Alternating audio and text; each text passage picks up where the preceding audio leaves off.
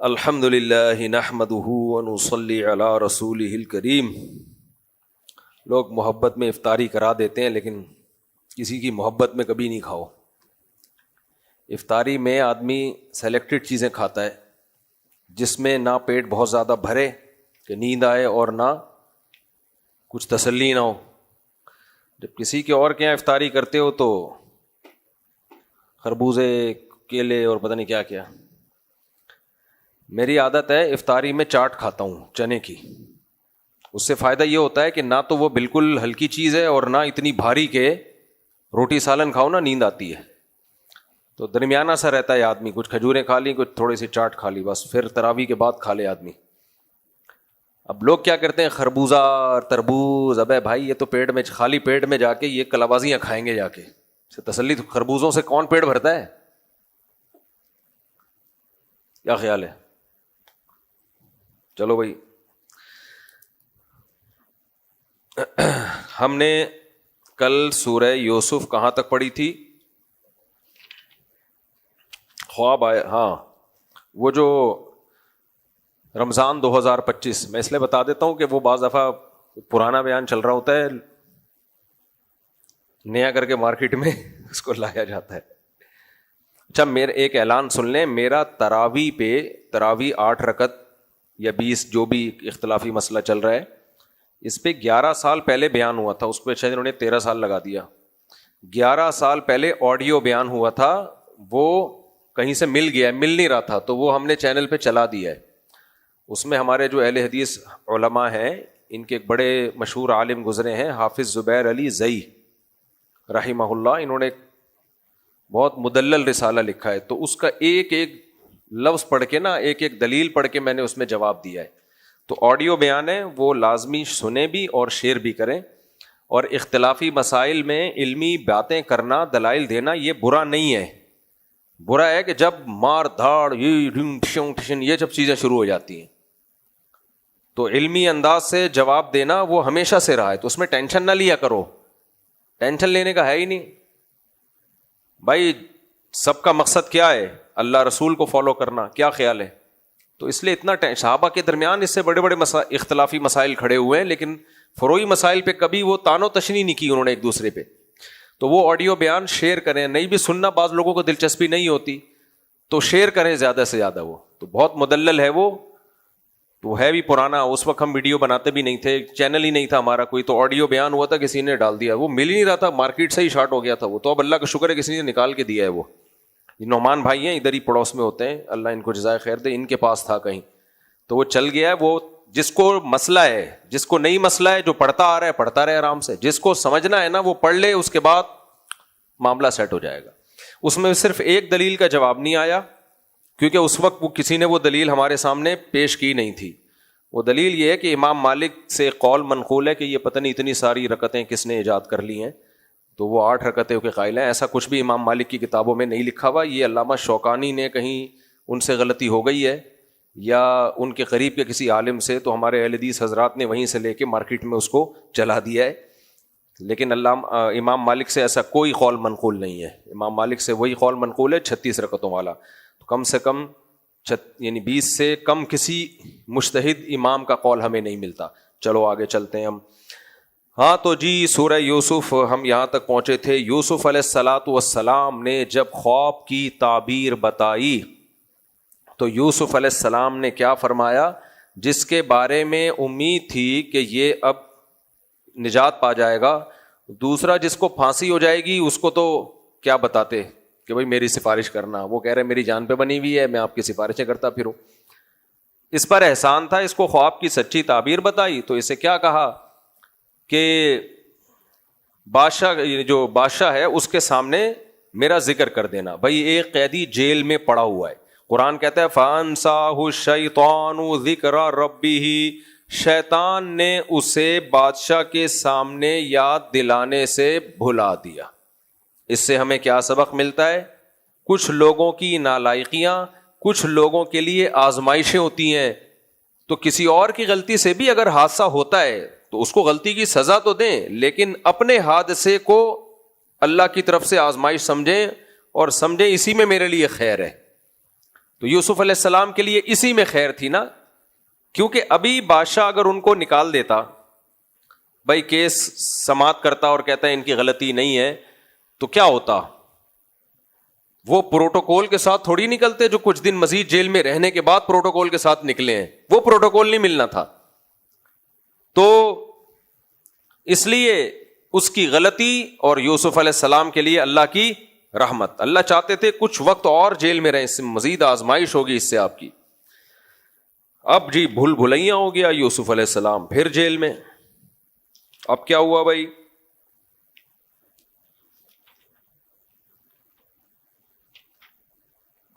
وقال الملک انی ارا سبع بقرات سمان. ایک دن بادشاہ سلامت کی آنکھ کھلی، فجر وجر پڑھنے کا تو معمول بادشاہوں کا ہوتا نہیں ہے، ویسے بھی کافر تھے. خوب لمبی نیند کر کے بادشاہ صبح اٹھا، اس کو رات میں کوئی بڑا ہی عجیب و غریب خواب آیا. دیکھو اس زمانے کے لوگ بھی سمجھتے تھے، چاہے وہ کافر ہوں، کہ ہر خواب کی تعبیر نہیں ہوتی، لیکن اس زمانے کے وہمی یہ بات نہیں سمجھتے. جو آتا ہے مجھے فون کر کے پوچھتے ہیں مجھے آج یہ آیا، مجھے آج وہ آیا، مجھے آج وہ آیا. بھائی بعض خواب ایسے جاندار ہوتے ہیں کہ آپ کو خود اندازہ ہو جاتا ہے کہ اس خواب کی کوئی تعبیر ہوگی، یہ معمولی خواب نہیں ہے. تو بادشاہ بھی جب اٹھا تو اس کو لگا کہ یہ جو مجھے خواب آیا ہے نا، یہ کوئی معمولی خواب نہیں ہے. قال الملک، اس نے اپنے درباریوں کو جمع کیا، آ جاؤ بھائی ذرا دربار لگاؤ. انی ارا سبع بقرات سمان، میں نے دیکھا کہ 7 موٹی موٹی گائیں، 7 موٹی موٹی گائیں. اچھا میمن لوگ گائے کو بھی گائیں بول رہے ہوتے ہیں، حالانکہ وہ گائے ہے. میں نے اکثر میمن کو دیکھا گائیں کا دودھ، گائے کا ہوتا ہے بھائی، گائے کا نہیں ہوتا، گائے کی جمع گائیں. تو میں نے 7 موٹی موٹی گائے دیکھیں، یأکلہن سبع عجاف، جن کو 7 پتلی پتلی گائے کھا رہی ہیں. حالانکہ گائے تو گوشت کھاتی نہیں ہے، پتلی گائے کس کو کھا رہی ہیں؟ موٹی موٹی گایوں کو. وَسَبْعَ سُنبُلَاتٍ خُضْرٍ وَأُخَرَ يَابِسَاتٍ، اور جو خشک بالیاں ہیں وہ کھا رہی ہیں تر بالیوں کو. وہ نہیں گندم کی بالیاں ہوتی، اناج غلے کی جو بالیاں ہوتی ہیں، وہ خشک جو ہیں وہ تر کو کھا رہی ہیں. یا ایھا الملأ افتونی فی رؤیایا، اے میرے درباریوں مجھے میرے خواب کے بارے میں فتویٰ دو. افتاء کہتے ہیں فتویٰ دینا. تو یہ افتاء کا لفظ بڑا پرانا ہے، پرانے سے وہ صدر میں ایک ٹیپ ریکارڈ چلتا ہے، پرانی سے پرانی خارشیں تھے، پرانی سے پرانی داد، مجھے یاد آ جاتا ہے. پنجابی میں پرانی کو پرونا کہتے ہیں. افتونی فی رؤیایا، میرے خواب کے بارے میں مجھے بتاؤ. ان کنتم للرؤیا تعبرون، اگر تم خوابوں کی تعبیروں کے بارے میں کچھ جانتے ہو. تم میں کوئی ایسا انسان ہے جو خوابوں کی تعبیریں بتاتا ہے. بادشاہ نے یہ کیوں کہا؟ اس لیے کہ ہر قوم میں کچھ ایسے زیرک لوگ ہوتے ہیں، کچھ ایسے ذہین ہوتے ہیں، کچھ ایسے جن کا آئی کیو لیول بہت ہائی ہوتا ہے، وہ فوراً اس تک پہنچتے ہیں. تو بادشاہ نے سوچا کہ شاید کوئی بندے دا پتر، کوئی ایسا ذہین آدمی ہو جو اس کی تعبیر نکالے. اب دیکھو یہ جو گائے ہے نا، گائے پہلے زمانے میں بھی اب بھی یہ خوشحالی سے تعبیر ہے. خوشحالی کسے کہتے ہیں؟ گایاں دودھ دے رہی ہوں، گائے، بکریاں سے اونچی چیز ہے گائے. جس قوم میں گائے ہو نا، گائے، اس کا مطلب اس قوم کے پاس وسائل بہت ہیں اس کو کھلانے کے لیے. کیونکہ گائے، بکری تو کچھ کھا لے گی، گائے کا پیٹ بھرنا یہ آسان کام نہیں ہے. تو گائے کس کی طرف اشارہ ہے؟ خوشحالی. اور پتلی گائے کھا رہی ہیں موٹی گائے کو. کیا مطلب؟ قحط کھا رہا ہے کس کو؟ خوشحالی کو. گائے کا پتلا ہونا اس کی علامت ہے قحط زدہ لوگ. ہم نے دیکھا ہے ایسے گاؤں دیہاتوں میں جہاں خوشحالی نہیں ہوتی، وہاں کے جانور ایسے ہوتے ہیں کہ ان کی دونوں ٹانگوں کے گھٹنے پیچھے سے ملے ہوئے ہوتے، پوری ایکس رے رپورٹ باہر سے نظر آ رہی ہوتی. پنجاب کی گائے دیکھ لو آپ، پنجاب کا مال جب آتا ہے قربانی میں تو کوئی کہہ سکتا ہے پنجاب میں قحط ہے؟ ایسے موٹی موٹی گائے اور زبردست ماشاءاللہ ان کی چال دیکھ. تو یہ ہے قدرت کی طرف سے. تو یہ گائے جو ہے نا خوشحالی کا ہمیشہ سے ایک نشان ہے. تو دبلی دبلی گائے کھا رہی ہیں موٹی موٹی گایوں کو. اور پھر بہت واضح اشارہ تھا کہ خشک جو کونپلیں، جو بالیاں ہیں وہ کھا رہی ہیں تر بالیوں کو. اور 7 7 کا عدد سالوں کی طرف اشارہ تھا کہ کتنے سال ہوں گے اس میں. تو اب ان کا آئی کیو لیول تو تھا ہی نہیں کچھ. انہوں نے کہا یہ کیا کہہ رہے ہیں بھائی, 7 پتلی گائیں 7 موٹی گایوں کو, 7 دبلی گائیں 7 وہ جو خشک بالیاں. تو وہ جواب, چپ تو رہنا ہی نہیں ہے نا, چپ رہنا آتا ہی نہیں ہے بھائی. آپ بول دو مجھے اس کا جواب معلوم نہیں ہے. آسان جواب کیا ہے بھائی, ہمیں نہیں پتا, بادشاہ سلامت, اس کے لیے کوئی اور بندہ تلاش کریں. خواب تو بڑا ڈفرینٹ سا لگ رہا ہے لیکن ایکچولی ہمیں نہیں پتا. لیکن انسان کے لیے نا سب سے بڑا مسئلہ یہ کہہ دے کہ مجھے معلوم نہیں ہے. جاہل سے جاہل آدمی ہوگا مگر کہے گا نہیں وہ. اور پاکستانیوں پہ تو یہ بات الحمدللہ فٹ بیٹھتی ہے. سب کو سب کچھ پتا ہے, سیاست کا ان کو پتا, مسائل کا ان کو پتا, میڈیکل سائنس کا ان کو پتا, شرعی مسائل کا ان کو پتا, میاں بیوی میں محبت کیسا پیدا ہو ان کو پتا. اور پھر عامل تو ماشاءاللہ ان کی بات ہی کچھ, اس کو صرف اپنے گھر کا نہیں پتا, باقی سب کا پتا. قالوا اضغاث احلام, وہ کہنے لگے پرا گندہ خیالات ہیں بادشاہ سلامت. ایکچولی جب آپ اتنے ملک کے امور سلطنت کو ظاہر ہے جب دیکھتے ہیں سارا دن سیاسی حالات, بارڈر کی حفاظت, تو جب سوتے ہیں تو پھر اسی ٹائپ کے خیالات آتے ہیں. گٹھری ہے, کچھ پراگندہ خیالات کی گٹھری جمع ہو گئی ہے. موٹی موٹی گائیں, پتلی پتلی گائیں, یہ کیا ہو رہا ہے؟ وما نحن بتاویل الاحلام بعالمین, اور اس طرح کے خوابوں کی تعبیر ہم نہیں جانتے. کوئی خواب ہو تو ہم بتائیں گے, تو خواب ہی نہیں ہے. جب جواب نہیں آتا نا تو پھر ایسا ہی ہوتا ہے. جواب نہیں آتا تو یہ کوئی سوال ہے, یہ کوئی پوچھنے کا سوال ہے؟ بعض دفعہ واقعی بیہودہ سوال ہوتا ہے, لیکن بعض دفعہ سوال صحیح ہوتا ہے. آپ کو چونکہ جواب نہیں آتا ہے اس لیے آپ بولتے ہیں یہ کوئی سوال ہے. وقال الذی نجا منہما وادکر بعد امۃ, بادشاہ نے جب یہ کہا نا تو اس بندے کو اب یاد آ گیا کہ یار مجھے بھی ایک خواب آیا تھا اور یوسف علیہ السلام نے وہ خواب کی تعبیر مجھے بتائی تھی, تو اب مجھے بادشاہ کے ہاں فیور لینے کا ایک موقع مل گیا ہے. مجھے تو نہیں آتا لیکن بادشاہ سلامت ایک بندہ بتا سکتا ہوں جسے خوابوں کی تعبیریں آتی ہیں. وَذَّكَرَ بَعْدَ أُمَّةٍ, بڑے ٹائم کے بعد اس کو یاد آیا, ارے بھائی مجھے بھی تو یوسف علیہ السلام نے میرے ذمہ بھی تو لگایا تھا, سفارش کرو, وہ بھی بھول گیا. اس خواب سے یاد آیا اس کو. انا انبئکم بتاویلہ فارسلون, میں بتاؤں گا اس کی تعبیر. بادشاہ میں بتاؤں گا, فارسلون, تھوڑی دیر کے لیے مجھے ایک بندے کے پاس بھیج دو, اس سے ملنے جا رہا ہوں میں وہاں سے پوچھ کے آپ کو بتا دوں گا.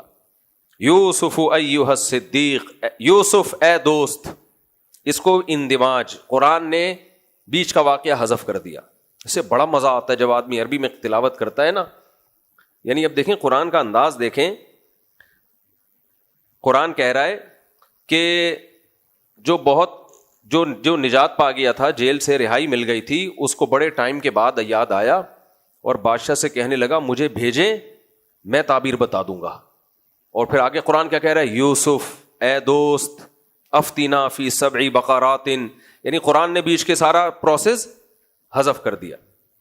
تو اب جا کے کیا کہہ رہا ہے, اے یوسف اے دوست, افتینا فی 7 بقرات. دوست کیسا دوست ہے بھائی, تو جو بھول گیا جب کام پڑا تو دوست.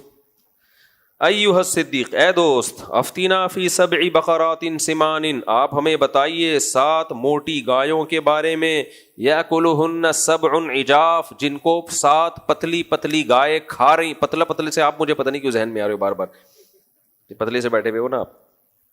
وَسَبْعِ سُنبُلَاتٍ خُضْرٍ وَأُخَرَ يَابِسَاتٍ, اسی طرح 7 خشک بالیاں وہ تر بالیوں کو کھا رہی ہیں. لعلی ارجع الی الناس, میں لوگوں کے پاس جاؤں گا, لعلہم یعلمون, تاکہ وہ اس کی تعبیر پہچان جائیں. یوسف علیہ السلام نے فوراً جواب دیا, قال تزرعون 7 سنین دأبا, تم مصر والے 7 سال خوب زراعت کرو گے. فما حصدتم فذروہ فی سنبلہ, جو کھیتی بھی کاٹتے چلے جاؤ نا اسے سب استعمال نہ کرو, بلکہ اس کے دانوں کو بالیوں میں چھوڑ دو, یعنی اسٹور کرو اس کو. الا قلیلا مما تاکلون, جتنا کھانا ہو بس اتنا نکالو ضرورت کا, باقی سارا کیا کرو, اسٹور کرو, بالیوں سے مت نکالو. ثم یاتی من بعد ذلک 7 شداد, اس کے بعد 7 سخت سال آنے والے ہیں. 7 جو سال آنے والے ہیں وہ انتہائی شدید ہوں گے. یاکلن ما قدمتم لہن, وہ سارا اناج کھا جائیں گے تمہارا جو تم نے بچا کے رکھا ہوا ہوگا. اب بتاؤ سال جو ہے وہ اناج کھا سکتے ہیں؟ اناج کھانا کس کا کام ہے؟ انسانوں کا. تو یہ نسبت کیسی ہے؟ مجازی. کھائیں گے سال نہیں کھائیں گے انسان ہی, لیکن وہ کھا کے ختم کر دیں گے ان خشک سالی کی وجہ سے. تو سالی جب بھی بولتا ہوں مجھے خشک سالی سے, بعض لوگ سالی سے پردہ کرتے ہیں یعنی احتیاط کرتے ہیں, کیونکہ سالی خشک سالی کا شکار ہوتی, ہری بھری ہوتی نہیں تو وہ دیکھتے ہی نہیں اس کو. پھر تو جو سالی ہری بھری ہو نا اس سے بڑے احتیاط کرنی چاہیے, جبکہ لوگ احتیاط نہیں کرتے. اس لیے شریعت نے حکم دیا ہے کہ سالی بہنوئی سے پردہ کرے, چاہے خشک سالی ہو یا ہری بھری سالی ہو, وہ ہر صورت میں کیا کرے گی؟ بہنوئی سے پردہ کرے گی. تو یہ مجازن نسبت ہے سال کی طرف کہ سال کھا گیا. سال نہیں کھا گیا, کھایا کس نے؟ انسانوں نے کھائے. تو اگلے جو 7 سال ہوں گے وہ سب کھا جائیں گے. وہ جو تم نے اسٹور کر کے رکھا ہوگا نا اگلے 7 سالوں کے لیے, تو وہ سب اس میں ختم ہو جائے گا. ثم یأتی من بعد ذلک عام فیہ یغاث الناس وفیہ یعصرون. اس کے بعد اگلے سال جب پھر دوبارہ سے اللہ کی طرف سے بارشیں شروع ہوں گی اور لوگ پھر پھلوں کا رس نچوڑیں گے. کیا مطلب؟ حضرت یوسف نے اس میں بتا دیا کہ ابھی سے ہوشیار ہو جاؤ, اگلے 7 سال شدید ترین قحط آنے والا ہے. 7 سال تک بارش نہیں ہوگی. تو کتنا بڑا احسان کیا نا یوسف علیہ السلام نے مصریوں پر, ورنہ وہ تو کھا پی کے ختم کر دیتے. بھائی ہر سال بارشیں ہوتی ہیں, بتائے اگلے 7 سال کے لیے اسٹور کر لو. اس سے ہمیں کیا پتہ چلتا ہے کہ فیوچر کی پلاننگ کرنا یہ توکل کے خلاف بولو نہیں ہے. آج مسلمان بے موقع توکل کر رہا ہوتا ہے. ابے دیکھا جائے گا کل کیا ہوگا, ابے دیکھ لیں گے یار, ابے لڈو کھانے دے, شوگر دیکھ لیں گے کدھر جاتی ہے. وہ بھائی سب کو بلڈ پریشر ہو رہا ہے 40-50 سال کے بعد, تو چیک کرا لے. ابے اس سے کچھ نہیں ہوتا, مرنا ہوتا ہے. اونٹ کے جب قسمت خراب ہوتی ہے اونٹ پہ بیٹھے ہوئے آدمی کو بھی کتا کاٹ لیتا ہے. تو ابے کر کے مرتے جاؤ, قبرستان کو بھرتے جاؤ. تو پلاننگ کی یوسف علیہ السلام نے فیوچر کی. بھائی قحط آئے گا, اللہ نے رحم کیا تم پر, پہلے سے تمہیں بتا دیا.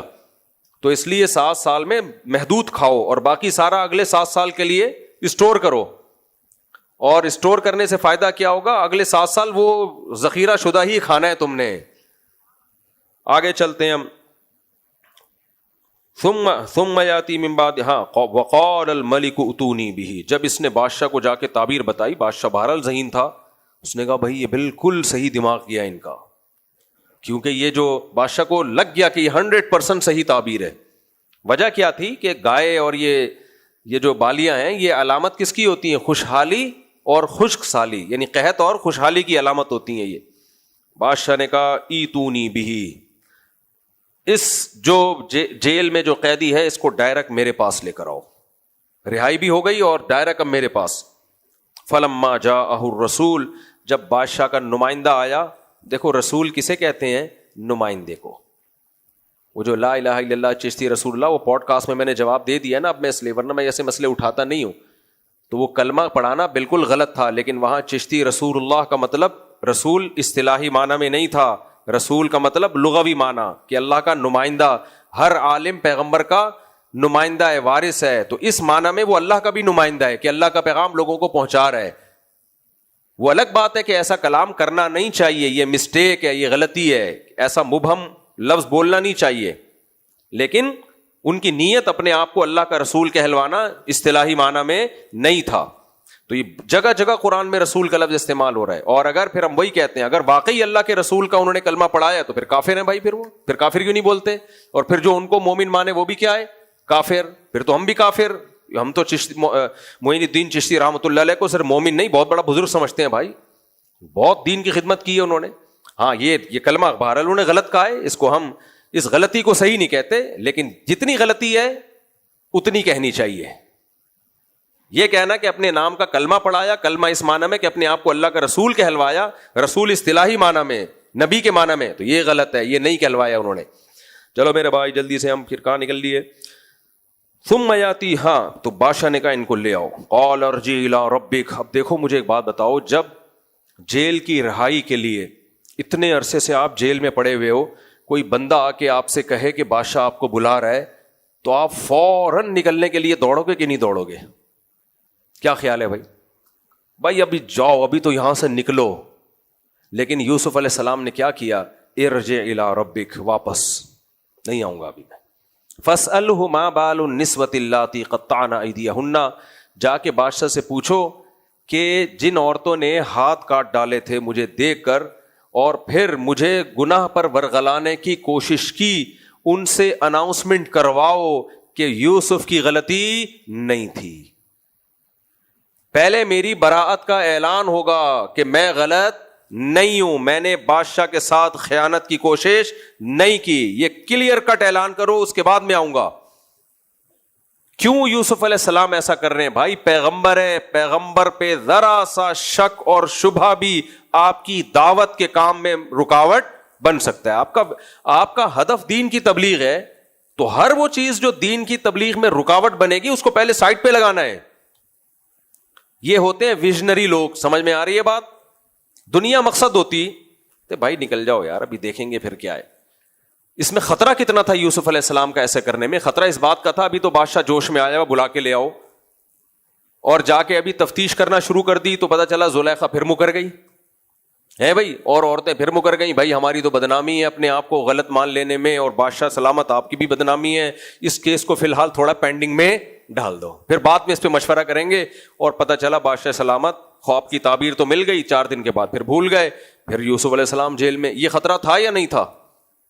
اللہ جیل سے بچائے، جیل ہلکی چیز، ہم سب کو بچائے اللہ تعالیٰ. جو حال ہوتی ہے نا، یہ سیاسی لیڈروں کے جیل تو بڑے لگژری ہوتے ہیں، عوام کے جیلوں کی بات کر رہا ہوں. جو سیاسی لیڈر جن جیلوں میں ہوتے ہیں نا، غریب آدمی کو بٹھا دو تو وہ کہے گا مجھے نکالو ہی نہیں جیل سے. جو عوام کے لیے، ہم جیسوں کے لیے جیل بنے وہ بڑے ڈینجرس ہیں بھائی، اللہ بچائے اس سے. تو سیاسی لیڈر تو وہاں کھا بھی رہے ہوتے ہیں، اور ماشاء اللہ شادیاں وادیاں بھی ہو رہی ہوتی ہیں، سنے ان لوگ. اچھا خیر، تو یوسف علیہ السلام کا بڑا حوصلہ تھا یہ. کیوں؟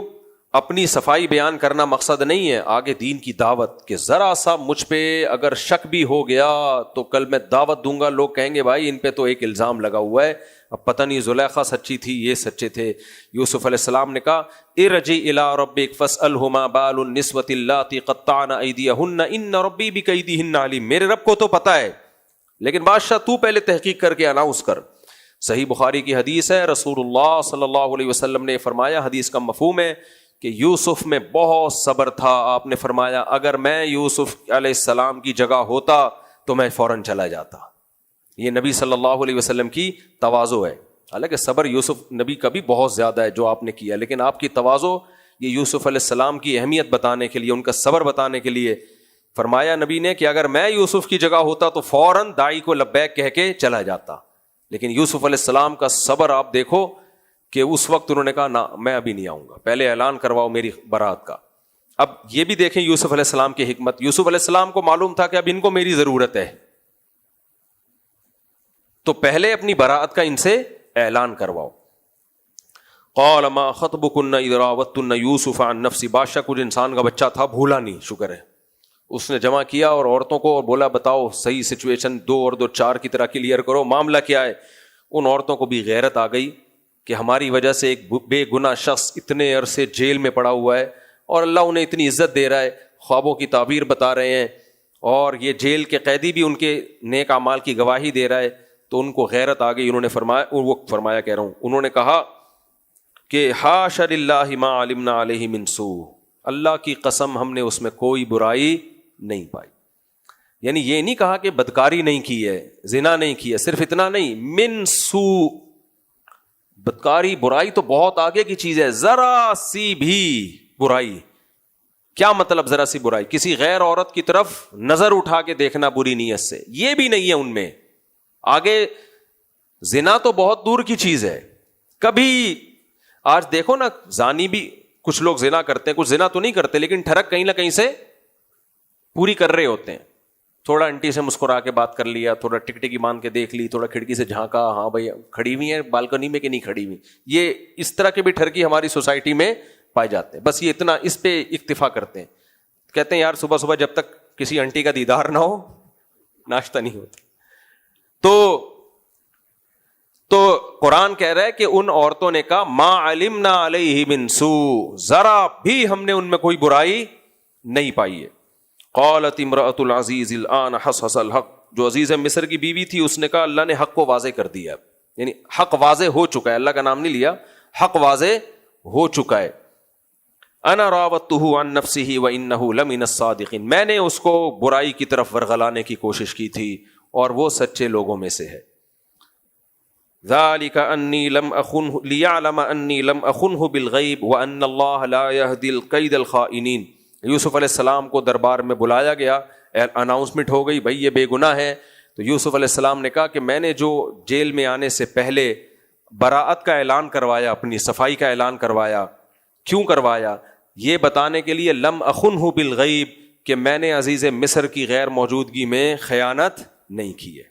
اس کے دل میں آئے گا کہ معاذ اللہ انہوں نے تو احسان فراموشی کی، کہ جس کو میں نے محل میں اچھا ٹھکانہ دیا اس نے میرے ہی گھر میں خیانت کی کوشش کی.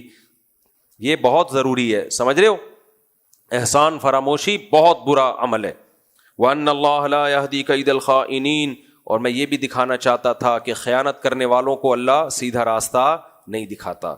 وَمَا أُبَرِّئُ نَفْسِي، اب تواضع دیکھو یوسف علیہ السلام کی. اب اتنی اپنی صفائی بیان کروا لی تو ڈر بھی لگ رہا ہے کہ عجب اور خود پسندی پیدا نہ ہو. تو کہنے لگے ما ابرئ نفسی، میں اپنے نفس کی براءت کا اعلان نہیں کرتا. براءت کہتے ہیں اس کو بری ذمہ نہیں قرار دیتا کہ نفس میرا بہت اچھا ہے، اس سے کبھی گناہ ہو ہی نہیں سکتا، میں بہت نیک ہوں. بھائی ایک آدمی بار بار یہ کہہ رہا ہوں نا میں نے یہ بھی نہیں کیا، میں نے یہ بھی نہیں کیا، میں یہ بھی نہیں کیا، لوگ کہتے ہیں کہ اس کا مطلب بہت اچھا ہے نا.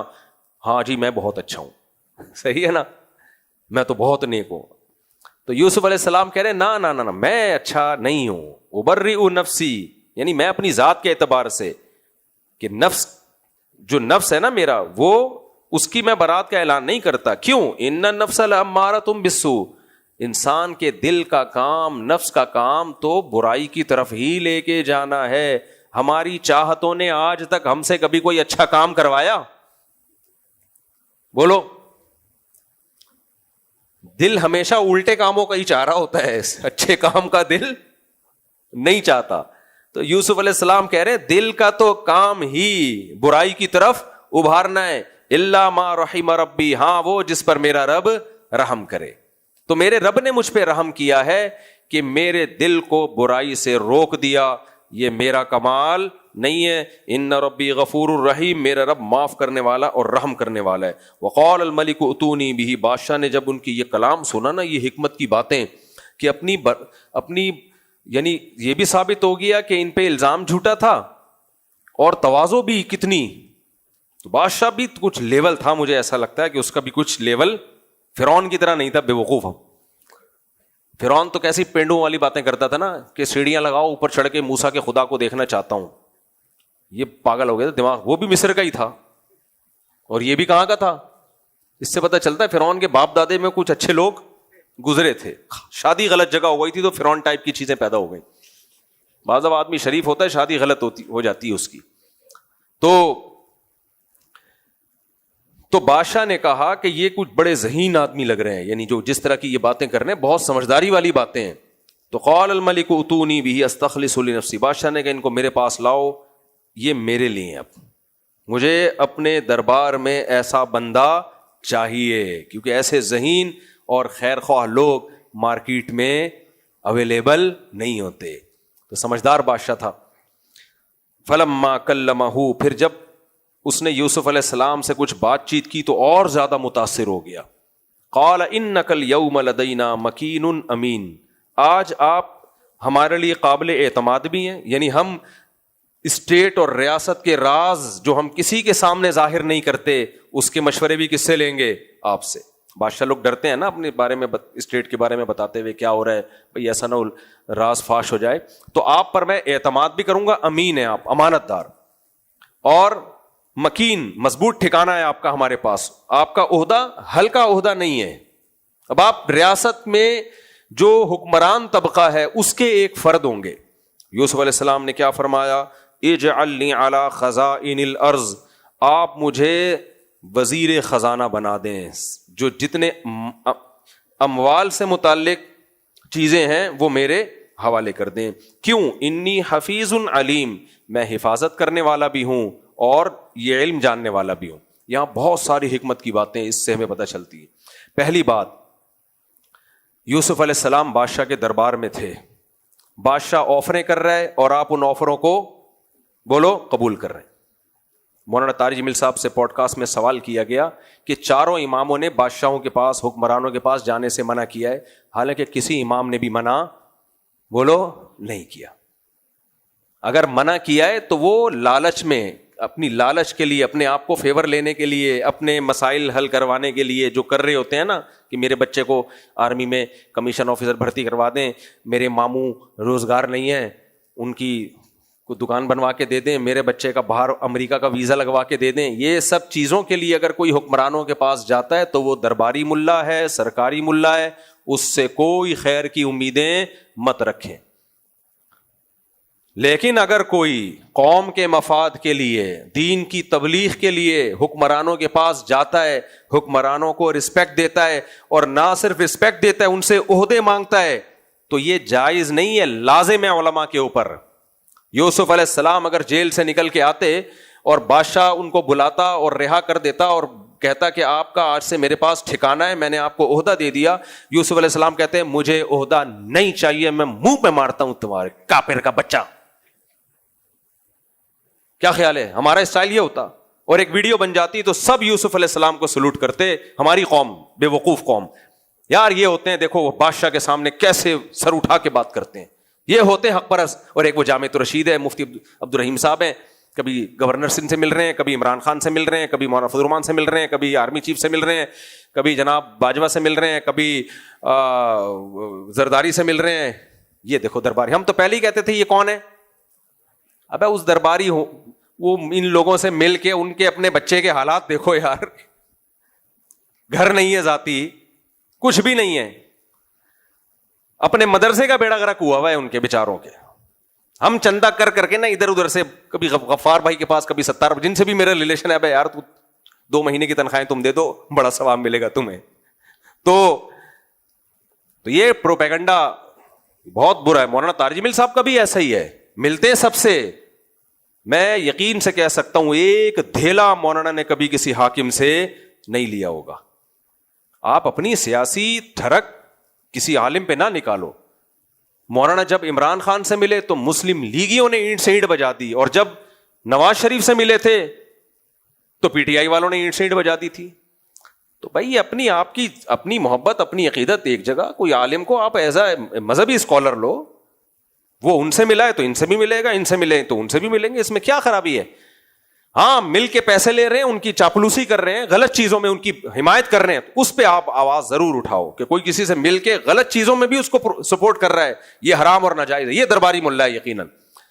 تو پہلا ہمیں علمی نقطہ کیا پتا چلا, یوسف علیہ الصلوۃ والسلام کافر بادشاہ ہے, ہمارے کافر نہیں ہیں, بدعمل ضرور ہیں, کافر نہیں ہیں. وہ کافر بادشاہ سے مل رہے ہیں جو بت پرست قوم کا سربراہ ہے, لیڈر ہے.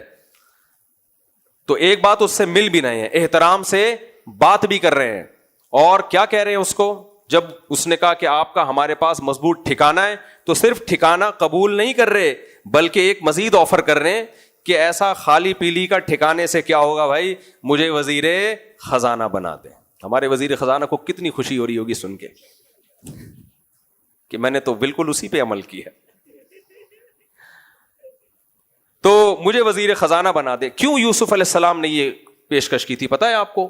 یہ آپ کا ویژن تھا کہ غیر مسلم اسٹیٹ ہے جہاں مسلمان مائنورٹی میں ہیں, بلکہ شاید اکیلے یوسف ہی ہوں پورے مصر میں, اکیلے ہوں وہ اور کوئی بھی نہ ہو, لیکن جب میں اس ملک کو اکنامکلی مضبوط کروں گا قحط کے دنوں میں ان کو پورا چارٹ بنا کے دوں گا. پورا اکاؤنٹنگ کا علم آپ جانتے تھے, آپ نے جو کہا نا انی حفیظ علیم, میں یہ علم جانتا ہوں کہ کتنا اسٹور کرنا ہے, کتنا فروخت کرنا ہے. یوسف علیہ السلام جانتے تھے کہ قحط پڑے گا, اس میں مصریوں کے لیے سروائیو کرنا بہت مشکل, تو میں نہ صرف یہ کہ اتنا مال اسٹور کروں گا بلکہ دوسرے ملکوں میں جو اڑوس پڑوس میں قحط پڑے گا نا, لوگ آئیں گے تو ان کو مناسب قیمت پہ راشن ہم فروخت کرنا بھی شروع کریں گے, کیونکہ یہ اگلے 7 سال کا ہمیں پتا ہے, اڑوس پڑوس کے ملکوں کو نہیں پتا. تو ہم کیا کریں گے, جیسے کووڈ کا پہلے سے کسی کو نہیں پتا تھا, جب کووڈ آیا ہے تو ماسک جو ہے نا کتنا زیادہ مہنگا ہو گیا تھا, لوگوں نے لاکھوں کروڑوں روپے چھاپ لیے اسی سے, یوسف علیہ السلام کو پتا تھا بھائی یہ ہمیں پتا ہے کہ قحط آنے والا ہے, باقیوں کو نہیں پتا. تو ان قحط کے دنوں میں ان کے پاس کوئی اسٹوریج نہیں ہوگی, وہ سب کس کا رخ کریں گے؟ مصر کا. تو پھر میں مصر کو اکنامکلی بے انتہا اسٹرانگ بنا دوں گا. اس کے نتیجے میں یہ قوم مجھے دعائیں دے گی اور کہے گی انہوں نے ہمارے ملک کو قحط سے بھی بچایا اور اکنامکلی بے انتہا اسٹرانگ بھی کر دیا, کتنی سڑکیں بنا دی, کتنے جو ہے نا جو کچھ جو اس زمانے میں ڈیولپمنٹ کے کام ہوتے تھے. تو اس کے بعد یہ میری بات سنیں گے. میں دن کو رات کہوں گا تو یہ رات کہیں گے, میں رات کو دن کہوں گا تو یہ بولو نا دن کہیں گے. پھر میں ان کو بتاؤں گا ایک خدا کو مانو. ہم لوگ کچھ کیے بغیر ایک کیل بھی کہیں جا کے ٹھوکتے اور باپ بن کے نصیحتیں کرنا شروع کر دیتے. مجھے یاد ہے ایک دفعہ ایک صاحب کہنے لگے یہ مسجد میں یہ تو نے یہ کیوں نہیں کیا, یہ کیوں نہیں کیا. دوسرے نے کہا تو نے کبھی کیل ٹھوکی ہے مسجد میں آ کے؟ اس نے کہا نہیں. تو چپ کر کے بیٹھا رہے آرام سے. کچھ نمازی ہوتے ہیں نا آ کے شرارتی, یہ دیکھو یہ پنکھا نہیں چل رہا, یہ دیکھو. تو اس سے پوچھو کبھی اس محلے میں تم نے مسجد کو 5 روپے چندہ دیا؟ کہ نہیں دیا. تو چپ کر کے ادھر جا کے بیٹھ جائے. تو یوسف علیہ الصلوۃ والسلام جو تھے وہ کیا ان کا پلاننگ یہ تھی کہ بھائی مصر کو میں نے تباہی سے بچانا ہے. یہ بھی ایک طریقہ ہے ساحل ادیم صاحب کسی اسٹیٹ کو ٹھیک کرنے کا. سمجھ رہے ہو؟ چوتھا کام یوسف علیہ الصلوۃ والسلام نے یہ کیا کہ غیر مسلم اسٹیٹ کے خیر خواہ بنے ہیں وہ. یہ بھی جائز ہے شریعت میں. یہ بھی کیا ہے؟ تو اس سے پتہ چلتا ہے اسلام نتیجے کو فوکس کرتا ہے, طریقوں کو فوکس نہیں کرتا. رزلٹ اچھا آنا چاہیے, چاہے جہاد کا موقع ہو تو جہاد کے ذریعے. جہاد کا موقع نہیں ہے, جہاد سوٹیبل نہیں ہے, تو بھائی آپ عہدوں میں جا کے بیوروکریسی میں جاؤ, عدلیہ میں جاؤ, فوج میں جاؤ, تجارت میں آگے جاؤ, 20 راستے ہیں آپ کے پاس. رزلٹ نتیجہ سب کے سامنے ایک ہونا چاہیے کہ دین کو, اللہ کے دین کو دنیا میں غالب کرنا ہے. تو اسلام میں کوئی ایک طریقہ متعین نہیں ہے. لوگ کیا کر رہے ہیں؟ خلافت کے نام پہ, بغاوت کے نام پہ سب کو مار دھاڑ پہ لگا رہے ہیں جس کا کخ بھی رزلٹ آنے والا نہیں ہے. صاحب مجھے کہنے لگے جہاد کے بغیر اسلامی حکومت نہیں آ سکتی. تاریخ اٹھا کے دیکھ لو, نبی صلی اللہ علیہ وسلم نے 13 سال مکہ میں دعوت دی, محبت سے دین سمجھایا لیکن نہیں آیا. لیکن جب تلوار لے کے مکہ فتح کیا پورے مکہ میں دین آ گیا. میں نے کہا آپ تاریخ کا ایک پہلو بیان کر رہے ہو, دوسرا پہلو نہیں بتا رہے. میں نے کہا مکہ میں یقیناً ایسا آیا ہے, مدینہ میں کیسے آ گیا تھا؟ مدینہ میں بھی تلوار سے آیا ہے کیا ہے بھائی؟ مدینہ میں زبانی دعوت سے آیا ہے. مکہ والوں کے دل سخت تھے, نہیں ایمان لائے. مدینہ والوں کے دل اتنے نرم کہ دعوت یہاں دی جا رہی ہے, اثر کہاں پڑ رہا ہے؟ مدینہ پہ. وہاں سے وفود پہلے سے آ کے قبول کر رہے ہیں اسلام, اور آپ صلی اللہ علیہ وسلم کو بلایا کہ آپ یہ جگہ چھوڑیں, آپ ہمارے پاس آئیں. جس دن نبی صلی اللہ علیہ وسلم مدینہ پہنچے اسی دن سے مدینہ میں پہلی اسلامی ریاست قائم ہو گئی. تو اس سے پتہ چلتا ہے بھائی کہیں جہاد, اور جہاں جہاد سوٹیبل نہ ہو وہاں محبت سے دعوت, کہیں تعلیمی شعبوں کو زندہ کرنا. یہی ہماری دعوت ہے کہ کوئی ایک طریقہ اسلام میں متعین نہیں ہے. اسلام طریقوں کو فوکس نہیں کرتا, ہدف کو فوکس کرتا ہے. ہدف کو دیکھو, ایک آدمی کا مقصد پیسے کمانا ہے. پیسے کمانے کے لیے وہ, بھائی آپ مجھ سے مل کے جائیں, بڑے دنوں بعد نظر آ رہے ہیں مجھے, بہت دنوں بعد نظر آ رہے ہیں آپ مجھے. پرانے لوگ آج کل نظر آ رہے ہیں الحمدللہ, جن کے زمانے کی ٹرینیں بند ہو چکی ہیں, انجن بند ہو گئے ان کے زمانے کے. تو اب دیکھو جلدی سے بات کر کے میں اس واقعے کی طرف آتا ہوں. لوگ کہتے ہیں ہم واقعہ سننے آئے تھے, مفتی صاحب نے بیچ میں اپنی تقریریں شروع کر دی. بھائی ان واقعوں سے اگر آپ عبرت حاصل نہیں کرتے تو پھر کوئی فائدہ نہیں ہے, پھر تو صرف ایک کہانی بن جائے گی. تو عبرت حاصل کرو ان سے. میں عرض کر رہا تھا ایک آدمی کا مقصد پیسہ کمانا ہے, تعلیم کو فروغ دینا نہیں ہے. یونیورسٹی میں لیکچرار لگ گیا, اس کی 1.5 لاکھ تنخواہ. اس نے دیکھا کہ سموسوں کا ٹھیلا لگاؤ نا رمضان میں تو 10 لاکھ کما لوں گا میں, یا رمضان کے علاوہ پورے سال, تو فوراً چھوڑے گا نہیں اس جاب کو. لوگ کہہ رہے ہیں یار تو یونیورسٹی میں لیکچرار تھا. وہ کہے بھائی میرا مقصد جب نوٹ چھاپنا ہے تو پھر مجھے جس میں نے دیکھا ہے اوبر کریم جب نئی چلنا شروع ہوئی, ڈاکٹر لوگ کیا چلا رہے تھے؟ اوبر. کہہ رہے یار جب پیسہ کمانے کے لیے ہم ڈاکٹر بنے ہیں تو اس میں زیادہ مل رہا ہے. پرندوں کا کام لوگوں نے شروع کر دیا. انہیں تو ہم غلط اس لیے کہیں گے کہ بھائی پیسہ کمانا مقصد ہونا نہیں چاہیے. تم ڈاکٹر ہو, لوگوں کی جان بچانا, تم زیادہ معزز کام کر سکتے ہو, لیکچرار بن کے لوگوں کو ایجوکیشن دے سکتے ہو, پیسے پہ کمپرومائز کر لو. لیکن واقعی جس کا ہدف پیسہ کمانا ہو تو وہ کہتا ہے ہمیں آم کھانے سے مطلب ہے, پیڑ گننے سے مطلب نہیں ہے. تو جس کا مقصد دین کو دنیا میں غالب کرنا ہو وہ کسی ایک طریقے پر کبھی اکتفا نہیں کرے گا, وہ غور و فکر کر کے دیکھے گا کس وقت کس زمانے میں کون سا طریقہ زیادہ سوٹیبل ہے. تو ہم یہ کہتے ہیں پاکستان میں اگر آپ انقلاب لانا چاہتے ہو, جو سیاسی لوگ ہیں وہ تو سیاست کے میدان میں آگے بڑھیں, انہیں کوئی نہیں روک, وہ بھی ضروری ہے, لیکن ہم جیسوں کے لیے کیا ضروری ہے؟ تعلیمی میدان. کون سا؟ تعلیمی. 3 طاقتیں جن سے کنٹری چلتا ہے, ایک فوج, ایک عدلیہ اور ایک بیوروکریٹس. CSS کر کے اچھے لوگوں کو آپ بیوروکریسی میں بھیجو, آپ عدلیہ میں بھیجو, اور کس میں بھیجو؟ فوج میں بھیجو. تو یہ کرنے کے کام یہ ہیں, یہ ہوتے نہیں ہیں, مشکل ہے, تو پھر بیٹھ کے منہ کے فائر کرتے رہو. بیٹھ مولوی کچھ نہیں کر رہے, یہ نہیں کر رہے, انقلاب نہیں لا رہے, کب تک چپ بیٹھے رہو گے؟ تو کر کے دکھاؤ کچھ. ترکی میں ہوا ہے, اس کے آج نتائج کچھ سامنے آنا شروع ہوئے. تو یہ ہے. تو یوسف علیہ السلام کو بھی اندازہ ہو گیا. اچھا, یوسف علیہ السلام نے وزیر خزانہ کیوں مانگا یہ میں بتا چکا ہوں. اس لیے وزارت خزانہ کی مانگی کہ ان کو پتا تھا بھائی ابھی خزانے ہی خالی ہونے والے ہیں. اچھا, ہمارے یہاں وزیر خزانہ جب بنتا ہے جب خزانوں میں خزانے بھرے ہوئے ہوں. جس ملک کے خزانے خالی ہونے والے ہوں اس میں وزیر خزانہ بننے کی بھی کوئی کوشش نہیں کرے گا. تو یوسف علیہ السلام نے وزارت خزانہ کا عہدہ اس لیے مانگا کہ بھائی یہ ایک ایسا عہدہ ہے جس کی اس وقت قوم کو سب سے زیادہ ضرورت ہے, اور جو وزیر خزانہ ہوگا وہی سب سے زیادہ ویلیویبل پرسن ہوگا اس کنٹری میں, کیونکہ خزانے ختم ہونے والے ہیں. پھر آگے یوسف علیہ السلام نے جو بات کہی وہ بھی سننے کی ہے. فرمایا انی حفیظ علیم, مجھے وزیر خزانہ بنا دیں. دلیل کیا دی ہے؟ میں حفاظت کرنا بھی جانتا ہوں اور اکاؤنٹنگ کا علم بھی جانتا ہوں, اکنامکس کا علم بھی بولو جانتا ہوں. یہ کیوں نہیں کہا کہ میں اللہ کا نیک بندہ ہوں؟ توجہ ہے نا آپ لوگوں کی. مجھے وزیر خزانہ بنا دیں کیونکہ میں اللہ کا پیغمبر ہوں. میں بہت, ابے بھائی ادھر توجہ کرو, میں اپنے بارے میں نہیں کہہ رہا, میں بہت نیک ہوں, میں نمازی ہوں, میں نائس پرسن ہوں, میں بہت ذہین ہوں, میں بہت خوبصورت ہوں.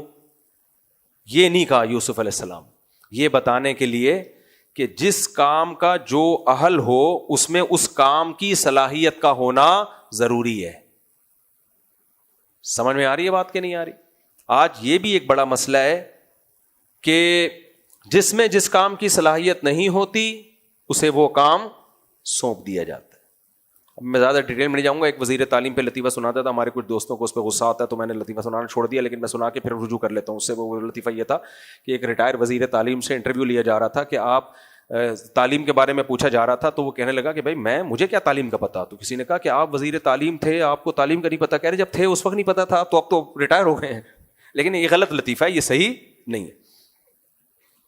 اس نے کہا جب ہم تھے اس وقت نہیں پتا تھا یار ہمیں, اب کہاں سے پتا ہوگا.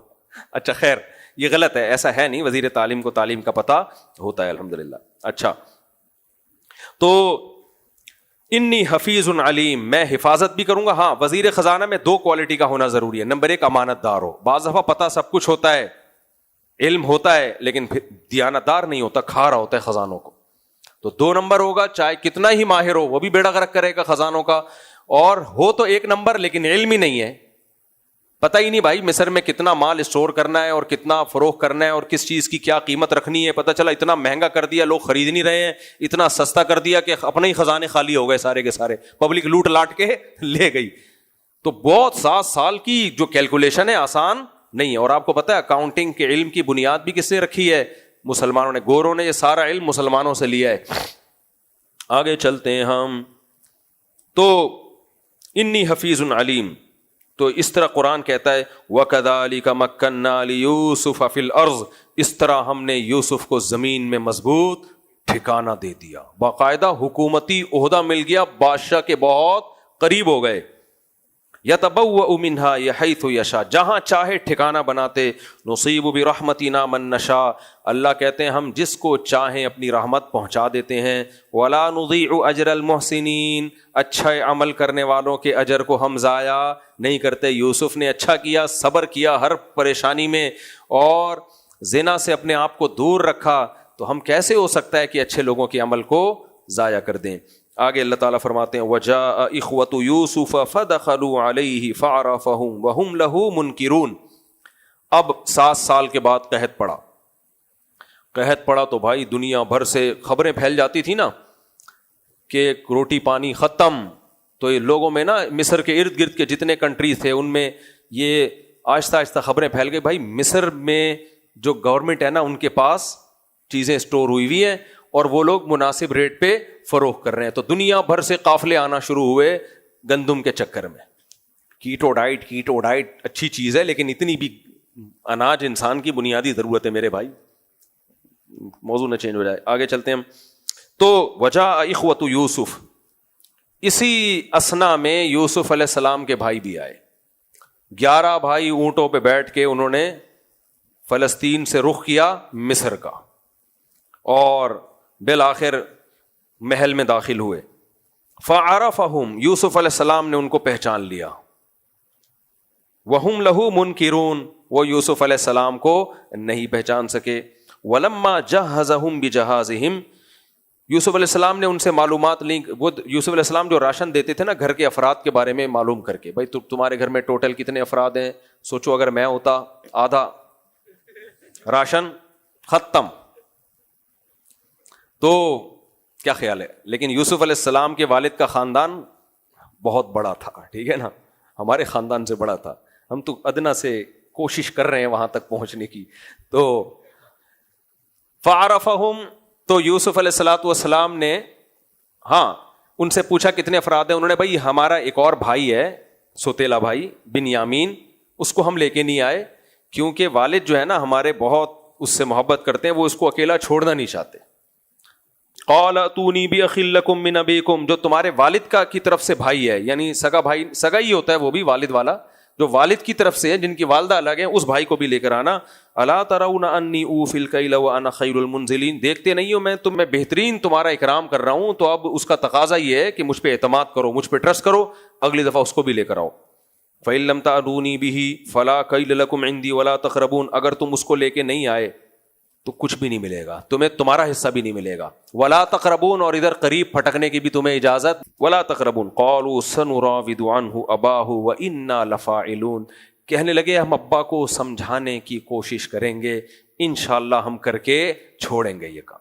مشکل ہے, تھوڑا ڈیفیکلٹ ہے, کیونکہ ابا اصل میں تو پتا ہے نا ایک بھائی کے ساتھ ہم کیا کر چکے ہیں, تو ابا دوسرے پہ تھوڑی اعتماد کرے گا, ہم کریں گے ہم پہ. وقال لفتيانه جعلوا بضاعتهم في رحالهم لعلهم يعرفونها اذا انقلبوا الى اهلهم لعلهم يرجعون. اور حضرت یوسف علیہ السلام نے ملازمین سے کہا کہ جو ہم نے ان سے پیسے لیے ہیں نا اس کے راشن کے, تو سارے پیسے ان کے سامان میں واپس ڈال دو, یہ واپس کر دو ان کو. گھر جا کے دیکھیں گے نا کہ ہمارے سارا راشن بھی دے دیا اور پیسے بھی واپس کر دیے, تو اور خوش ہو جائیں گے کہ بھائی یہ قابل اعتماد ہیں اور ہم اپنے بھائی کو لے کے جاتے ہیں ان کے پاس. فلما رجعوا الى ابيهم, جب وہ واپس لوٹے ابا کے پاس, قالوا یا ابانا, اے ہمارے ابا, منع منا الکیل, بھائی کا راشن ہمیں نہیں ملا. فارسل معنا اخانا, اگلی دفعہ آپ بھائی کو بھی بھیجیں. نقتل وانا له لحافظون, تاکہ قحط پڑا ہوا ہے بھائی, ایک ایک بندے کا راشن بڑی قیمت رکھتا ہے, تاکہ ہم اس کا بھی راشن لے کر آئیں. وانا له لحافظون, اور پہلے سے کہہ دیا حفاظت پراپر کریں گے ہم اس کی, نا حفاظت میں کوئی مسئلہ, اس دفعہ تو دل سے کہہ رہے تھے, وَإِنَّا لَهُ لَحَافِظُونَ, ہم اس کی حفاظت کر کے چھوڑیں گے. قَالَ هَلْ آمَنُكُمْ عَلَيْهِ إِلَّا كَمَا أَمِنْتُكُمْ عَلَىٰ أَخِيهِ مِنْ قَبْلِ. یعقوب علیہ السلام نے کہا کیا میں تم پر ایسے ہی اعتماد کر لوں جیسے اس کے بھائی کے بارے میں پہلے اعتماد کیا تھا؟ اس وقت بھی تو تم یہی کہہ رہے تھے ہم حفاظت کریں گے, ہم خیر خواہ ہیں, لیکن اب کوئی آپشن نہیں تھا. فاللہ خیر حافظا وہو ارحم الراحمین. ولما فتحوا متاعهم وجدوا بضاعتهم ردت الیہم, جب سامان کھولا تو اس میں ساری اپنی جمع جو پیسے دیے تھے نا وہ واپس نکلے. تو کہنے لگے یا بانا ما نبغی, ابا ہمیں اور کیا چاہیے, اتنا اچھا بادشاہ, یعنی کوئی بادشاہ ایسا نہیں ہے کہ ہمارے بھائی پہ قبضہ کر لے اور جو ہے اس طرح کچھ بھی نہیں, اتنا نیک بادشاہ کہ ہمیں ہماری جمع پونجی بھی واپس کر دی اس نے. ما نبغی, اور کیا چاہیے. تو ونحفظ اخانا نزداد اہل ونمیر اہلنا ونحفظ اخانا ونزداد کیل بعیر, ہمیں پورا ایک اونٹ کے برابر راشن ملتا تھا. تو اونٹ تو ٹھیک ٹھاک راشن آ جاتا ہے, پورا ایک اونٹ کا راشن ہمیں ملے گا اگر بھائی کو آپ ساتھ لے جانے دیتے ہیں. ذالک کیل یسیر، ابھی جو ہمیں راشن ملا ہے تھوڑا ہے، یہ پورے پریوار اور پورے خاندان کے لیے کافی نہیں ہے، بھائی کو بھیج دیں آپ۔ قال لن ارسلہ معکم، یعقوب علیہ السلام نے کہا ہرگز نہیں بھیجوں گا، حتی تؤتونی موثقا من اللہ، جب تک تم اللہ کی قسم اٹھا کے مضبوط ایگریمنٹ نہیں کر لیتے، لتأتوننی بہ، کہ تم ہر قیمت پہ اس کو واپس لے کر آؤ گے، الا ان یحاط بکم، الا یہ کہ تم سب کے ساتھ کوئی حادثہ ہو جائے، یعنی کوئی ڈاکوؤں نے لوٹ لیا، قتل کر دیا، کوئی زلزلہ آ گیا تو سارے ہی مرو گے نا، تو سب گئے تو ایک الگ بات ہے، یہ نہیں ہوگا کہ وہ رہ گیا اور تم سب واپس آ گئے، اسی کو بھیڑیا کھا گیا اور تم سب، یا اگلا کوئی کہانی سنا دی کہ جی بادشاہ نے رکھ لیا ہے، وہ بادشاہ نے اغوا کر لیا اور کچھ بھی نہیں، الا ان یحاط بکم، تم سب کے ساتھ کوئی اللہ کی طرف سے حادثہ ہو جائے تو الگ بات ہے، ورنہ ہر قیمت پہ تم نے اس کو لے کر آنا ہے، اور تم سب مل کے قسم اٹھاؤ میرے سامنے۔ قرآن کہتا ہے فلما آتوہ موثقہم، سب نے باپ کے سامنے مل کے مضبوط قسمیں اٹھائی، معاہدے کیے، ہر قیمت پہ ہم اس بھائی کو واپس لے کر آئیں گے۔ قال اللہ علی ما نقول وکیل، یعقوب علیہ السلام نے کہا جو کچھ ہم کہہ رہے ہیں اللہ اس پر نگہبان ہے، اللہ دیکھ رہا ہے۔ وقال یا بنی لا تدخلوا من باب واحد، اب جب دوبارہ راشن ختم ہوا تو اب جا رہے ہیں، تو اپنے بیٹوں سے کہا لا تدخلوا من باب واحد، ایک مصر کے ایک دروازے سے داخل نہ ہونا، وادخلوا من ابواب متفرقہ، مختلف دروازوں سے داخل ہونا۔ کیوں؟ اتنے خوبصورت جوان، بھائی یوسف علیہ السلام حسین ترین تھے، تو بھائی بھی تو اسی باپ کی اولاد تھے نا، تو اتنے اونچے اونچے اور خوبصورت، یعقوب علیہ السلام کو خوف ہوا کہ یہ ایک ہی دروازے سے داخل ہوں گے، ساری دنیا دیکھے گی کون خوش قسمت باپ ہے جس کے یہ ماشاءاللہ خوبصورت گبلو جوان بیٹے، تو نظر لگنے کا خطرہ ہے۔ تو اس سے پتہ چلتا ہے نظر برحق ہے، اور یہ نہیں کہ اب ہر ایک کو لگنا شروع ہو جائے، کوئی واقعی اتنے خوبصورت گبلو جوان ہو تو پھر ان کے لیے احتیاط کرنا لازم۔ اچھا، یہ احتیاط یعقوب علیہ السلام اپنے شہر میں نہیں کر رہے، بلکہ ایک اننون جگہ پہ۔ اس سے یہ بھی پتہ چلتا ہے کہ جس کی حسن اور شہرت یا دولت مشہور ہو جائے تو وہاں نظر لگنے کا خطرہ ختم ہو جاتا ہے، کیونکہ اننون جگہ ہے نا، یہاں تو سب مانوس ہے، سب کو پتا ہے بھائی یعقوب علیہ السلام کے اتنے بیٹے، انہی کے سامنے جوان ہوئے، لیکن اننون جگہ پہ اچانک، یہ ایسا ہی ہے کسی کو کوئی ایک بھی نہیں دے رہا تھا، اچانک 4 خوبصورت جوان عورتوں کو لے کے تقریب میں جا رہا ہے، اور 4 بیویاں، اس کے دوست تو پاگل ہو جائیں گے نا، ابے تو سالے، تو وہاں نظر لگنے کا خطرہ ہے۔ پہلے ایک ہوئی، پٹا، برباد ہو گیا، گالیاں ملی، پھر اتفاق سے دوسری ہوئی، یہ آہستہ آہستہ ہو رہا ہے، یہاں خطرہ نہیں ہے کیونکہ آہستہ آہستہ لوگ اس سے مانوس ہوئے۔ تو اسی طرح جس کے پاس اچانک دولت آ جائے اس کو نظر لگنے کا خطرہ ہوتا ہے، زرداری جیسے لوگوں کو نظر لگنے کا خطرہ نہیں ہوتا۔ لوگ کہتے ہیں نا جو اگر دولت سے نظر لگتی تو ان لوگ ہمارے حکمرانوں کیوں لگتی؟ بھائی یہ ایک دم سے نہیں، یہ آہستہ آہستہ باپ دادا سے چلا آ رہا یا بعد میں آیا جیسا بھی، تو اچانک جب کوئی بڑی نعمت ملتی ہے تو نظر لگنے کا خطرہ ہوتا ہے۔ یہ اصل میں اس سوال کو اس لیے لمبا کھینچ رہا ہوں کہ یہ آج کل لبرل لوگوں کی طرف سے اشکال کیا جاتا ہے کہ اسلام کہتا ہے نظر برحق ہے، تو یہ بڑے بڑے خوبصورت اداکاروں کو نظر کیوں نہیں لگتی، تو اتنے حسین ہوتے ہیں؟ بھائی یہ ان کی خوبصورتی پوری دنیا میں مشہور ہو چکی ہوتی ہے، کوئی اچھمبے کی چیز نہیں ہوتی، نظر لگتی ہے اچھمبے کی چیز، اچانک کچھ ہو تو سائیکل سے آپ اچانک لینڈ کروزر پہ آ گئے تو نظر لگے گی، سائیکل سے پہلے آپ رکشا خریدو، رکشے سے تھوڑا سا آہستہ آہستہ آؤ اوپر کی طرف، وہ لینڈ کروزر فی الحال چھپا کے رکھ دو۔ تو یہاں بھی یعقوب علیہ السلام کو یہ تھا بھائی یہاں مصر، جہاں فلسطین میں جہاں میں رہتا ہوں وہاں تو سب مانوس ہیں، خطرہ کہاں ہے؟ مصر میں۔ وہ بولیں گے یار اتنے خوبصورت جوان لمبے لمبے، تو وہاں خطرہ ہے، تو اس لیے یعقوب علیہ السلام نے کہا الگ الگ دروازوں سے جانا۔ پھر کہہ رہے ہیں میں اللہ پہ توکل کرتا ہوں، صرف ما کان حاجۃ فی نفس یعقوب الا قضاها، اللہ کہتے ہیں یعقوب علیہ السلام کے دل میں خواہش تھی، یعنی خطرہ تھا، خوف تھا تھوڑا سا، وہ چاہتے تھے بھائی یہ اسباب اختیار کر لو تاکہ بعد میں کوئی پریشانی ہو تو یہ نہ ہو کہ ہم نے احتیاط نہیں کی، ورنہ وہ اصل میں کس پہ توکل کرتے تھے؟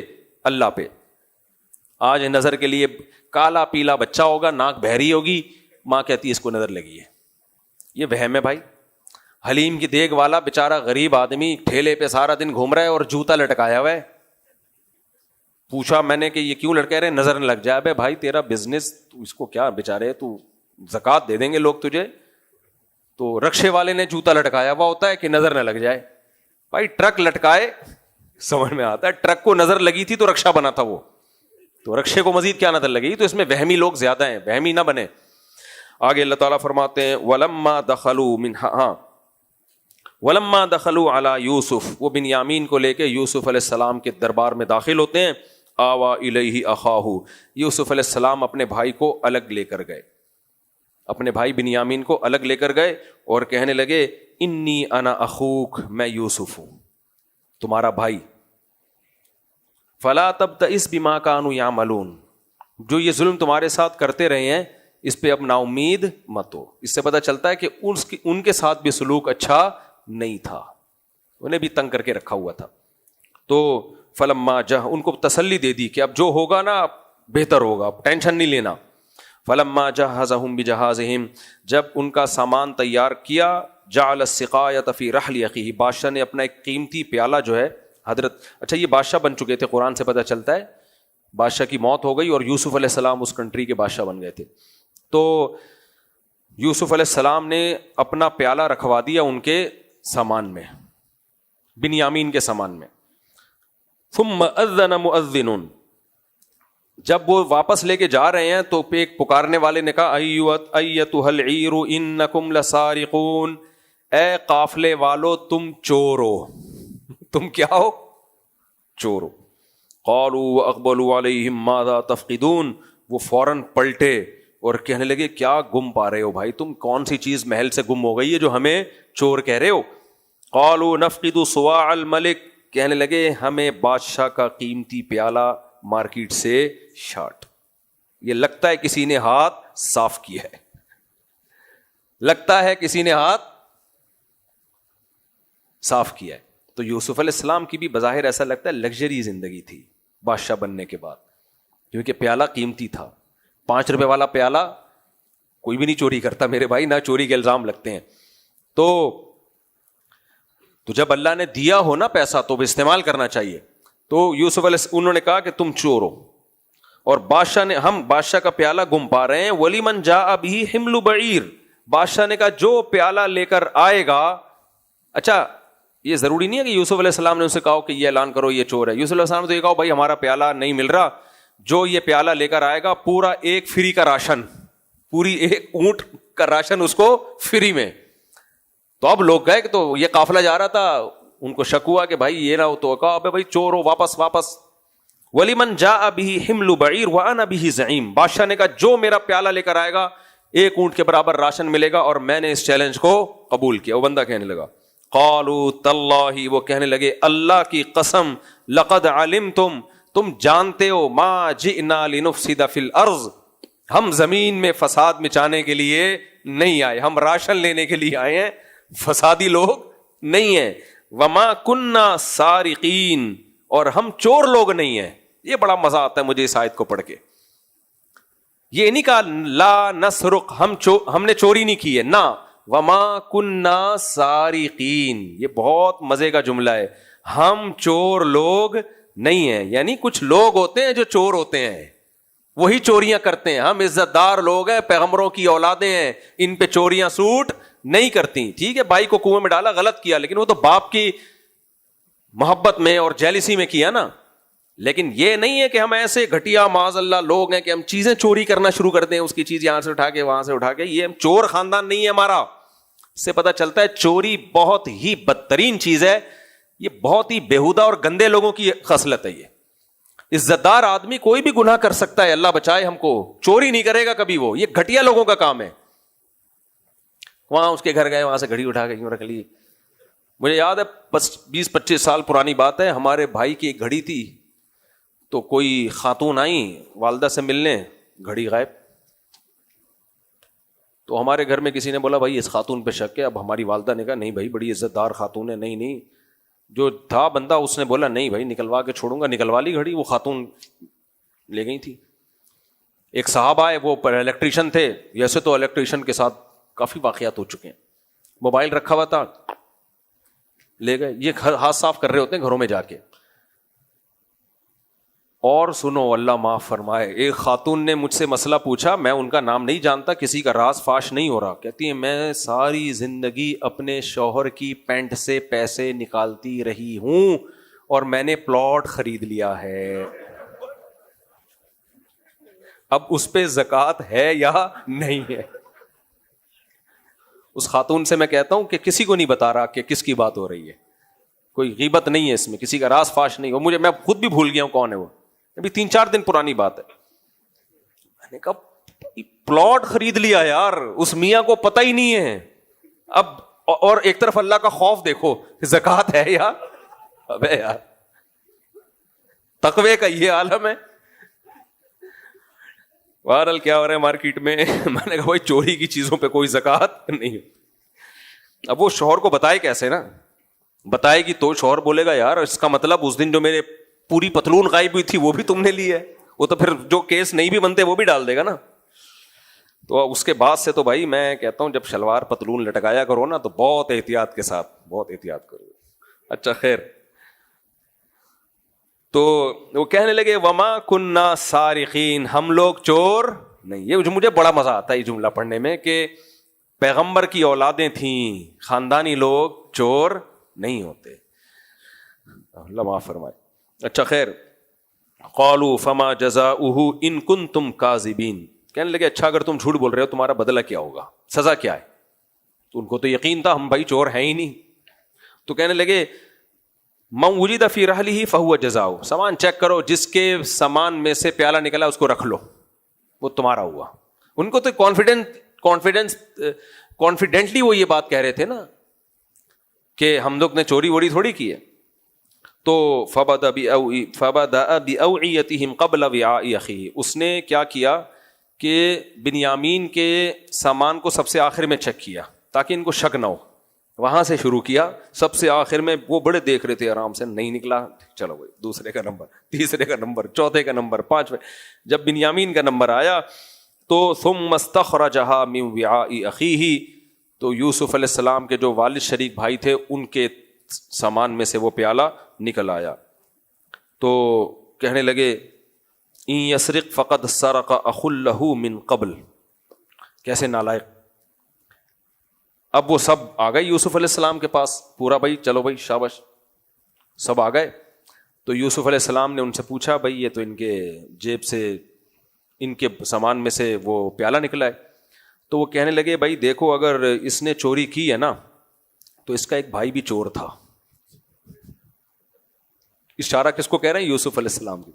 فقط یہ ہے حسد, حسد میں بےہودہ الزامات بھی لگتے ہیں. تبھی میں بار بار کہہ رہا ہوں سوشل میڈیا کی باتوں پہ یقین مت کرو. ابھی کچھ لوگ عشق میں پاگل ہوئے ہوئے ہیں, کچھ لوگ بغض میں پاگل ہوئے ہوئے ہیں, اعتدال پہ کوئی بھی نہیں ہے.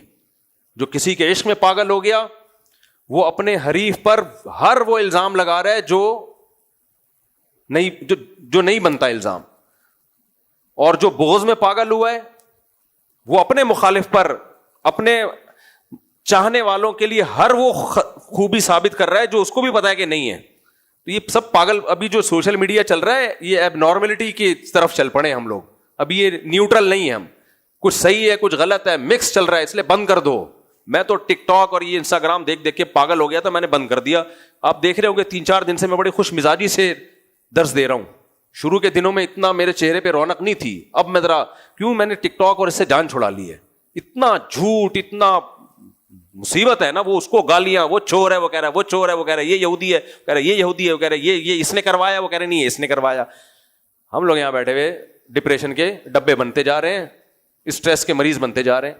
تو کیا ہوا, قرآن کہتا ہے کہ انہوں نے کہا ان یسرق فقد سرق اخ لہ من قبل, اس کا ایک بھائی ہے اس نے بھی پہلے چوری کی تھی, پکڑا گیا تھا. حالانکہ یوسف علیہ السلام نے کبھی بھی چوری نہیں کی. اب یوسف علیہ السلام سوچنے لگے مجھے میرے سامنے کیا کہہ رہے ہیں, چوری کی ہے. یہ ہے حسد, اس لیے حسد سے اپنے آپ کو بچا کے رکھا کرو اور سورہ فلق پڑھا کرو. فَأَسَرَّهَا فِي نَفْسِهِ يُوسُفُ وَلَمْ يُبْدِهَا لَهُمْ, قرآن کہتا ہے یوسف نے دل میں کہا, زبان سے نہیں, أَنْتُمْ شَرٌّ مَكَانًا, تم بہت برے لوگ ہو. کہ اس کے بھائی کو کیا کہہ رہے ہو, چور کہہ رہے ہو. وَاللَّهُ أَعْلَمُ بِمَا تَصِفُونَ, یوسف علیہ السلام نے دل میں کہا اللہ ہی جانتا ہے خوب جو تم باتیں بنا رہے ہو. قالوا یا ایھا العزیز ان لہ ابا شیخا کبیرا, کہنے لگے اے عزیز مصر ان کا ایک ابا ہے, شیخا کبیرا بہت بوڑھا ہے. یعنی یوسف علیہ السلام نے کہا نا, اب تم نے خود ہی کہا ہے بھائی جو چوری جس پہ سامان میں سے پیالہ نکلے گا اس کو رکھ لینا, تو بنیامین کو اب ہم رکھ رہے ہیں, وہ بنیامین کو کیسے چھوڑ کے جاتے وہ؟ تو کہنے لگے ان لہو ابن شیخن کبیرہ, ان کا ایک والد ہے بہت بوڑھا, فخذ احدنا مکانا, ہم میں سے ہر شخص تیار ہے, ہم میں سے ہر شخص تیار ہے سزا کھانے کے لیے. آپ جو سزا رکھ دیں, جیل میں ڈالیں, ہمیں کوڑے لگائیں, چور کا ہاتھ کاٹا جاتا ہے ہاتھ کاٹیں, جو پنشمنٹ ہو, جس پہ ہاتھ رکھیں گے نا ہم اس کو آپ کے حوالے کر دیں گے, اس کو نہیں دینا آپ نے. کیوں؟ اس کا باپ بوڑھا ہے اور اس بوڑھے باپ کو اس سے بہت محبت ہے, جو اس بوڑھے کا خیال کر لیں. فخذ احدنا مکانا انا نراک من المحسنین, ہم دیکھ رہے ہیں کہ آپ اچھا سلوک کر رہے ہیں, اب تک جو آپ کا ہمارے ساتھ سلوک تھا وہ اچھا نہیں, بہت اچھا. احسان کا مطلب بہت اچھا سلوک تھا, تو ایک اچھا. ہم یہ نہیں کہہ رہے کہ سزا نہ ملے, ہم یہ بھی نہیں کہہ رہے کہ انہوں نے چوری نہیں کی ہے, ہم صرف اتنی ریکویسٹ کر رہے ہیں کہ ہم میں سے ہر شخص اس کی جگہ سزا کھانے کے لیے تیار ہے, خدارا اس کو اپنے ساتھ نہ لے کے جائیں. یوسف علیہ السلام نے فرمایا معاذ اللہ, اللہ کی پناہ, ان نأخذ الا من وجدنا متاعنا عنده, جس کے سامان میں سے پیالہ نکلا ہے اس کے علاوہ کسی اور کو رکھ لیں, یہ نہیں ہو سکتا. دیکھو یوسف علیہ السلام بھی یہ نہیں کہہ رہے چور کے علاوہ کسی اور کو رکھ لیں, کیونکہ وہ پتا بھائی چوری تو انہوں نے بھی نہیں کی ہے, اس لیے کہہ رہے ہیں جس کے بیگ میں سے پیالہ نکلا ہے اس کے علاوہ کسی اور کو رکھ لیں, اللہ کی پناہ بھائی ایسا نہیں ہو سکتا. انا اذا لظالمون, یہ تو بڑے پھر ہم ظالم ہوں گے کہ پیالہ کسی اور کے تھیلے میں سے نکل رہا ہے اور رکھ کسی اور کو لے. بہرحال اب وقت پورا ہو گیا تو اب کیا کریں, کل اس کو مکمل کرتے ہیں, آگے بھی بہت اہم ہے, وقت بہت زیادہ ہو گیا. اللہ تعالیٰ اس میں جو ہمیں اسباق ملتے ہیں, اللہ ہمیں ان اسباق کو سمجھنے کی اور اس پر عمل کی توفیق عطا فرمائے.